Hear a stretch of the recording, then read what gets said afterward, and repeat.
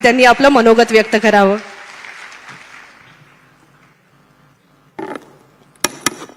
आज आपल्या वैद्यनाथाच्या परळी या नगरी बीड जिल्ह्यामध्ये राष्ट्रीय स्तरावरचं अत्यंत देखणं सुंदर आणि आपल्याला ज्ञान देणारं असा पशुधन एक्सपो होत आहे। मी याला महापशुधन एक्सपो असं नाव दिलेलं आहे। आणि या महापशुधन एक्सपोला आमचे सन्माननीय लोकप्रिय अत्यंत कष्टाळू सदैव घड्याळाच्या काट्याप्रमाणे काम करत असणारे मुख्यमंत्री देवेंद्रजी फडणवीस यांनी आवर्जून यावं ही माझी इच्छा, माझा हट्ट होता आणि ते आज आलेले आहेत। तुमच्या सगळ्यांचे लाडके देवाभाऊ आले आहेत, त्यामुळे जोरात टाळ्या वाजवून त्यांचं आपण स्वागत करा। मंचावर विराजमान आत्ताच ज्यांनी मार्गदर्शन केलं ते माझे बंधू आमदार धनंजयजी मुंडे, मंचावर उपस्थित आमच्या बाजूच्याच मतदारसंघाचे आमदार रत्नाकरजी गुट्टे, गोसेवा आयोगाचे अध्यक्ष शेखर मुंदडा, मंचावर उपस्थित अक्षय मुंदडा, कारण आमच्या नमिता मुंदडा स्टडी टूरसाठी बाहेर देशात गेलेल्या आहेत विधानसभेतर्फे, आमच्या परळीच्या प्रथम नागरिक पद्मश्री धर्माधिकारी, मंचावर उपस्थित माजी आमदार बदामराव पंडित, केशवदादा आंधळे, गोविंदराव केंद्रे, संजय दौंड, आता आमच्या बरोबर जॉईन झालेले एक युवा नेतृत्व योगेश क्षीरसागर, आमचे प्रवक्ते रामभाऊ कुलकर्णी, आमचे बाळराजे पवार ज्यांनी नगरपालिका आमची जोरात निवडून आली, आमच्या नगराध्यक्ष गीता भाभी पवार, आमचे जिल्ह्याचे अध्यक्ष शंकर देशमुख आणि माझे इथे ह्या पशुधन महाएक्सपोला यशस्वी करण्यासाठी ज्यांनी खूप मोठं योगदान दिलं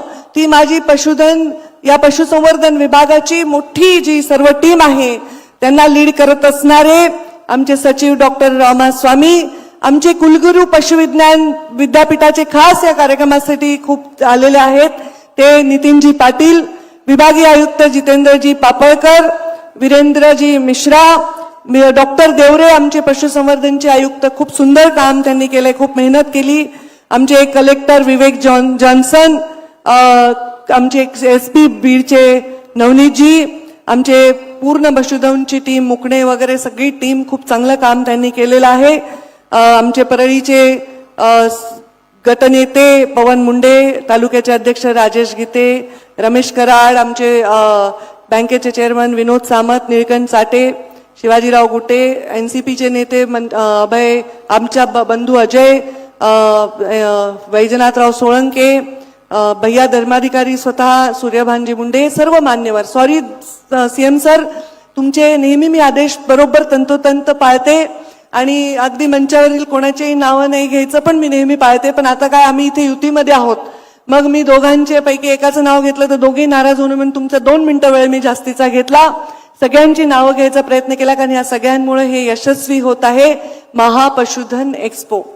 मला जेव्हा सन्माननीय मुख्यमंत्र्यांनी ग्रामीण विकास खातं दिलं होतं तर मला वाटत होतं की मी जरा बहुतांश शहरात वाढले असल्यामुळे मला ग्रामीण विकास करता येणार नाही, तर त्यांनी मला रात्री उशिरा फोन करून मला सांगितलं, पंकजा तुला जलसंधारण आवडतं, मी त्याला जलसंधारण जोडत आहे आणि मी त्यांचे आभार मानेन की त्यांच्यामुळे जलयुक्त शिवार या योजनेमध्ये काम करण्याचं भाग्य मला मिळालं आणि त्याचमुळे माझा दुष्काळग्रस्त बीड जिल्हा जो 2-2.5 हजार टँकरनी तिथे पाणी पुरवठा व्हायचा तो आज टँकर शून्य झाले आहे, टँकर मुक्त झालेला आहे, याच्याबद्दल मी त्यांचे खूप आभार मानते। या महाराष्ट्रामध्ये रस्त्यांची खूप आभाळ आहे, एक चांगली प्रभावी योजना कर असं देवेंद्रजी फडणवीस यांनी मला तेव्हा सांगितलं, तेव्हा मुख्यमंत्री ग्राम सडक योजना आम्ही करू शकलो आणि आज या बीड जिल्ह्यामधल्या कानाकोपऱ्यामध्ये, खेड्यामध्ये, वाडी वस्त्या तांड्यामध्ये मुख्यमंत्री ग्राम सडक योजनेतून रस्ते झालेले आहेत। 0% व्याज दरांनी सुमतीबाई सुकळीकर योजना आम्ही केली, तेव्हा बचत गटाची प्रभावी आम्ही काम करण्यासाठी उमेदमधनं त्यांनी आम्हाला मार्गदर्शन केलं। स्वतः प्रधानमंत्री नरेंद्र मोदी कार्यक्रमाला आले होते संभाजीनगरला, या महिला आज सर लखपती दीदीकडे वाटचाल करत आहेत आणि त्यांच्याबद्दल मला कौतुक वाटतं। तसंच आज जेव्हा तुम्ही पशुधनचं काम करण्याची संधी दिली, पशुसंवर्धन खातं मला दिलं, पर्यावरण खातं दिलं, तेव्हा काय करावं माझ्या मनामध्ये विचार येत होता की आपण ह्याच्यामध्ये वेगळं काय करता येईल, तर आम्ही पहिलं राज्य आहोत महाराष्ट्र ज्यांनी पशु संवर्धन खात्याला कृषीचा दर्जा देऊन कृषीचे सर्व लाभ देण्याचं काम केलं. तेव्हा सीएम साहेबांनी अगदी 15 दिवसामध्ये ही फाईल कॅबिनेटमध्ये घेऊन हे मंजूर करण्यासाठी आम्हाला पूर्णपणे सहकार्य केलं. आज जे कृषीला लाभ मिळतील, जी व्याजाची सबसिडी मिळेल, जे सोलारची सबसिडी मिळेल, जे लाईट बिलामध्ये सबसिडी मिळेल, हे सगळ्या कृषी सारख्या सबसिडीज आमच्या पशुपालकांना देखील मिळणार आहेत. त्यामुळे ग्रामीण भागामध्ये उद्योग आणि उद्योजक वाढणार आहेत. मी सन्माननीय मुख्यमंत्र्यांना विनंती केली आहे की या पशुधन एक्स्पोमध्ये मी आपल्याशी वेळोवेळी चर्चा केल्याप्रमाणे मुख्यमंत्री ग्रामीण पशुधन उद्योजक अशी आम्ही योजना आणू इच्छितो, जेणेकरून ग्रामीण भागातील जीन पॅन्ट तरुण टी शर्ट घातलेला गॉगल घातलेला तरुण उद्योजक होईल. कुणासमोर शहरात जाऊन कुठे ड्रायव्हरची नोकरी करतो, कुठे क्लर्कची नोकरी करतो म्हणून हात पसरण्यापेक्षा तो तरुण स्वतः 4 लोकांना नोकऱ्या देऊ शकेल अशा प्रकारची उद्योजकाची स्कीम आपण आणली पाहिजे. पशुधन खातं माझ्याकडे आहे. ग्रामीण भागातील 24 लक्ष तरुणांना, बेरोजगार तरुणांना उद्योजक बनवण्याची योजना आमच्याकडे आहे. मुख्यमंत्र्यांनी त्याच्यामध्ये आम्हाला पाठीशी राहिले, सहकार्य केलं तर मुख्यमंत्र्यांच्या नावावर अनेक तरुण हे बेरोजगारीकडून उद्योजकतेकडे जाण्याचा प्रवास करतील. आज हे पशुसंवर्धन खातं माझ्याकडे आहे. या खात्याचा मी आढावा घेतला. GDP मध्ये 4% इतका वाटा या खात्याचा आहे. म्हणजे राज्याच्या सकल उत्पन्नामधला जवळपास 2.8%, जो 25% होतो एवढा वाटा हा आमच्या पशुसंवर्धन खात्याच्या माध्यमातून होतो. देशामध्ये दूध उत्पादनामध्ये आपल्या राज्याचा 5वा क्रमांक आहे मुख्यमंत्री सर. आपल्या अंडी उत्पादनामध्ये आपला 7वा आणि मांस उत्पादनामध्ये 3रा क्रमांक आहे. माझी इच्छा आहे की आपल्या सहकार्याने हे खातं दिल्यानंतर एक क्रमांक तरी येणाऱ्या वर्षामध्ये आपण पुढे जायला पाहिजे. आणि आम्ही ह्याच्यामध्ये पूर्णपणे कुक्कुटपालनामध्ये, अंड्यामध्ये, दुग्ध व्यवसायामध्ये आम्ही ह्याच्यामध्ये फोकस करत आहोत. आपल्या बीड जिल्ह्यामध्ये पण भरपूर मोठं दुधाचं संकलन आहे. बाजूच्या नगर जिल्ह्यामध्ये पण मोठं दुधाचं संकलन आहे, मोठमोठ्या डेअरीज आहेत.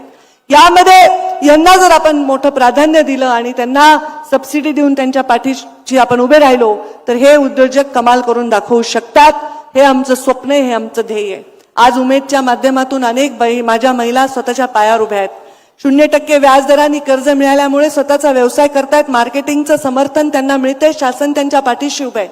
मी आताच कलेक्टरांबरोबर मी पूर्ण काल बचत गटाचा पूर्ण प्रत्येक स्टॉलला भेट दिली. तिथल्या महिलांनी अगदी हळदीपासून, कुंकवापासून, फळापासून, लोणच्यापासून, चटण्यापासून, पापडपासून सगळं मला पाकिटं दिले. सगळे पोतं भरून मी घरी घेऊन गेले. घरी साबणांच्या सौंदर्य प्रसाधनापासून या ग्रामीण भागातल्या महिला करता आहेत. त्यांच्यासाठी मला खूप गर्व वाटतो. माझ्या गळ्यामध्ये एक छोटीशी मोत्याची माळ आहे. खूप माझ्याकडे अलंकार असतील ह्याच्यापेक्षा महागडे, पण ते माझ्या बचत गटाच्या ताईने मला दिले आणि तिचा हट्ट होता की ताई तुम्ही आज घाला, आणि म्हणून मी ती आज घातलेली आहे. ही मोत्याची माळ माझ्या गळ्यामध्ये शोभतीये कारण तुम्ही स्वतःच्या पायावर उभा आहात. मला एवढा आनंद होतो. तसंच हे पशुधन खातं माझ्याकडे शोभावं. मुख्यमंत्र्यांच्या आशीर्वादाने मी गरीब माझ्या शेतकऱ्यांसाठी, या गरीब ग्रामीण जनतेसाठी काहीतरी करू शकावं, हीच माझी वैद्यनाथाच्या चरणी प्रार्थना आहे. उद्या शिवरात्र आहे आणि मला मुख्यमंत्री महोदय उद्या येणार होते, पण त्याही पेक्षा मोठा कार्यक्रम त्यांच्याकडे आलाय. सद्गुरूंनी त्यांना निमंत्रित केले, त्यामुळे ते तिकडे जाणार आहेत. आणि त्यामुळे त्यांनी म्हटले पंकजा मला येणं शक्य नाही. माझा चेहरा बघितला पडलेला, तर म्हटले मी 1 दिवस आधी आलो तर चालेल का. आणि ते 1 दिवस सगळे कार्यक्रम बाजूला सरकवून त्यांनी आपल्यासाठी आले. त्यांचा टाळ्या वाजवून आपण स्वागत करा आणि आभार माना. मुख्यमंत्री महोदय दरवेळी जेव्हा जेव्हा जिल्ह्याला आले त्यांनी जिल्ह्यासाठी खूप दिलं, राज्यासाठी खूप दिलं. आता त्यांना जिल्ह्यापुरतं मागणं, मतदारसंघापुरतं मागणं मलाही पटत नाही. या खात्याचं म्हणजे भविष्यामध्ये जसं ग्रामीण विकासमध्ये, जलयुक्त शिवारमध्ये, वेगवेगळ्या खात्यांमध्ये आपला वेगवेगळ्या योजनांमध्ये मुख्यमंत्र्यांचं नाव कोरलं गेलंय, तसंच पशुसंवर्धन खात्यामध्येही कोरलं जावं अशी कामगिरी माझ्या पूर्ण टीमकडून व्हावी, हे माझी इच्छा आहे. आणि त्या निमित्ताने आपण इथे आलात. मला हे खातं इतकं आवडलंय. म्हणजे सर काल आमच्याकडे सहकुटुंब सहपरिवार लोक इथे आले होते. माझ्या एक श्रीनिवास आगळे सरपंच होता अकोल्याचा, ते पूर्ण बायको पोरांना घेऊन आला. आमचा पप्पू चव्हाण तांड्यावरचा आमचा फार मोठा जिल्ह्याचा नेता आहे, आमच्या तांडा सुधारचा अध्यक्ष आहे, बायका पोरांना घेऊन आला. अनेक कार्यकर्ते सहकुटुंब सहपरिवार इथे आले हे पशुधन बघण्यासाठी. वेगवेगळे इथे त्यांना लेक्चर दिले गेले, त्याच्यातून ते शिकले आणि त्याच्यातून पुढे जाऊन त्यांना वेगवेगळ्या माहिती देऊन आम्ही त्यांना प्रयोग करणार आहोत. इथे आपण प्रयोग करतो. माणसामध्ये बायकांना, मनुष्य जातीत बायकांना किंमत करून घ्यावी लागते, भांडून घ्यावी लागते, पण प्राण्यांमध्ये स्त्रीला किंमत आहे, स्त्रीला किंमत आहे, मादीला किंमत आहे. त्यामुळे आता असे प्रयोग करतो. आमचा गोसेवा आयोग आहे, मुंदडाजी काम करतात, त्या गर्भामध्ये असे प्रयोग करू की त्याला गायच झाली पाहिजे, तिला म्हणजे स्त्री जातीची मादीच झाली पाहिजे, अशा प्रकारचा प्रयोग करतो. तिथे ते परिस्थिती आहे. तसेही प्रयोग आपण यशस्वी करून दाखवलेले आहेत. म्हणजे गाय होईल दुभती गाय. अंबरून वासराला चाटते जेव्हा गाय, तेव्हा तिच्यामध्ये मला दिसते माझी माय. हे शब्द मला आज हे भावना आमच्या या पशुधनाविषयी आमच्या लोकांच्या आहेत. काल जेव्हा आम्ही त्यांना हात लावत होतो, लेकरांपेक्षा सुंदर यांना ठेवलेले आहेत. ताई, आम्ही यांची खूप काळजी घेतो, आम्ही स्वच्छ ठेवतो, जीव लावतो, औषध देतो, त्यांना खुराक देतो. म्हणजे एखादा पहिलवान लेकरू घरातलं कसं पाळतात तसं एखादा बैल पाळलाय. काय सुंदर इथे एक एक प्राणी आलेले आहेत. ते बघून मला खूप खूप बरं वाटलं आणि ह्याच्यात खूप काही करण्यासारखं, ह्याच्याबद्दलचा माझा आत्मविश्वास दुणावला. आणि आता मुख्यमंत्र्यांनी एवढ्या घाईगडबडीत येऊन त्या आत्मविश्वासाला खूप चांगली सोनेरी कडा दिली आहे. मला पूर्ण विश्वास आहे की येणाऱ्या बजेटमध्ये पशुधन खात्याच्या माध्यमातून मुख्यमंत्री गावागावातल्या शेतकऱ्याच्या, पशुपालकांच्या हृदयावर स्वार होतील आणि त्यांचे आशीर्वाद जिंकतील आणि त्यांना शिवाचे, आमच्या महादेवाचे आशीर्वादही मिळावे.